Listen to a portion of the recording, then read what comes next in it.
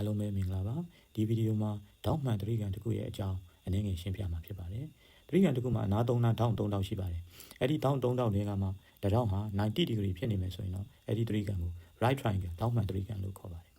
အဲ့ဒီတောင်းမှန်နဲ့မျက်နှာချင်းဆိုင်တဲ့တဲ့မှာရှိတဲ့အရှည်ဆုံးအနားကို hypotenuse တောင်းမှန်ကိုခန်းဆောင်ထားတဲ့အနားတောင်းမှန်ကအနားလို့ခေါ်ပါတယ်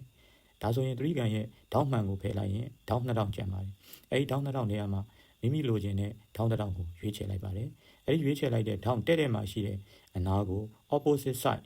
မျက်နှာချင်းဆိုင်အနားလို့ခေါ်ပါတယ်။ဒါဆိုရင်ကြံနေတဲ့အနားကိုကြတော့ရွေးချယ်လိုက်တဲ့ထောင်းရဲ့နီးစပ်သောအနား adjacent side လို့ခေါ်ပါတယ်။ဒါကိုအခြေခံပြီးတော့ Pythagoras theorem ကိုလည်းသိရှိထားဖို့လိုပါတယ်။ Pythagoras theorem ကမြန်မာလိုအဓိပ္ပာယ်ရဆိုရင်ထောင်းမှန်ကန်အနားဤအလျားနှစ်ထပ်ကိန်းသည်ကြံအနားနှစ်ဖက်ဤအလျားနှစ်ထပ်ကိန်းများပေါင်းလက်နှင့်တူညီသည်လို့ဖော်ပြထားပါတယ်။